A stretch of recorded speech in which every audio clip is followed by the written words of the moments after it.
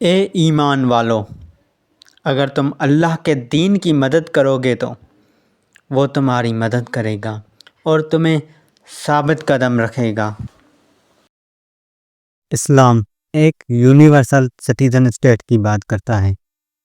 جی ہاں، اسلامی خلافت یا اسلامی ریاست کا ایک بنیادی نظریہ یہی ہوتا ہے کہ جہاں کہیں بھی کوئی مسلمان ہو، اگر اسے ظلم یا نقصان پہنچے تو خلافت کی یہ ذمہ داری بنتی ہے کہ وہ اس کی مدد کرے، اس کا دفاع کرے اور انصاف دلائے۔ اسلام میں تمام مسلمان ایک امت سمجھے جاتے ہیں، چاہے وہ دنیا کے کسی بھی حصے میں ہوں۔ نبی کریم صلی اللہ علیہ وآلہ وسلم نے فرمایا، تمام مسلمان ایک جسم کی مانند ہیں۔ اگر جسم کے کسی ایک حصے کو تکلیف ہو تو پورا جسم درد محسوس کرتا ہے۔ خلافت صرف ایک مخصوصی علاقے یا مسلمانوں کے لیے نہیں ہوتی، بلکہ عالمی سطح پر تمام مسلمانوں کی حفاظت، حمایت اور فلاح کی ذمہ داری ہوتی ہے۔ اگر کسی ملک میں مسلمانوں پر ظلم ہو رہا ہو تو خلافت کا فرض ہوتا ہے کہ سفارتی طور پر آواز اٹھائے، ظالم کو روکے، اگر ضرورت پڑے تو مدد بھی بھیجے۔ قرآن کا بھی یہی حکم ہے، اگر وہ تم سے دین کے معاملے میں مدد مانگیں تو تم پر مدد کرنا فرض ہے۔ لیکن آج کے دور میں چونکہ کوئی فعال خلافت موجود نہیں ہے تو یہ ذمہ داری انفرادی مسلم ممالک یا عالمی اسلامی اتحاد OIC پر آتی ہے، مگر اکثر وہ اپنے مفادات کی وجہ سے مؤثر کردار ادا نہیں کرتے۔ بالکل، خلافت کا نظریہ تمام مسلمانوں کی عالمی حفاظت پر مبنی ہوتا ہے، چاہے وہ کہیں بھی ہوں۔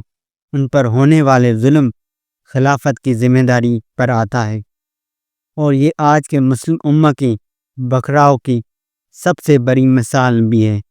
حقیقت یہ ہے کہ جب خلافت عثمانیہ 1924 میں ختم ہوئی تو امت مسلمہ ایک جسم سے الگ الگ ریاستوں میں تقسیم ہو گئی۔ ہر ملک نے اپنی سرحدیں بنائیں، قومی مفاد کو اسلامی مفاد پر ترجیح دی، قانون شریعت کی جگہ سیکولر یا مغربی نظام اپنایا، اور یوں اسلامی وحدت ٹوٹ گئی۔ آج 56 اسلامی ممالک ضرور ہیں، لیکن امت ایک نہیں رہی۔ ہر ملک اپنے مفادات، معاہدات، معیشت اور سیاسی دباؤ کو مقدم رکھتا ہے۔ فلسطین، کشمیر، برما، شام، یغور سب ظلم کا شکار ہیں، لیکن کوئی متحد قدم نہیں اٹھاتا۔ 56 مسلم ممالک ہیں، آخر کیوں نہیں نکلتے؟ سیاسی دباؤ۔ بہت سے اسلامی ممالک مغربی طاقتوں کے دباؤ میں ہیں۔ معاشی انحصار۔ کئی مسلم ممالک معیشت مغرب یا چین پر انحصار کرتے ہیں۔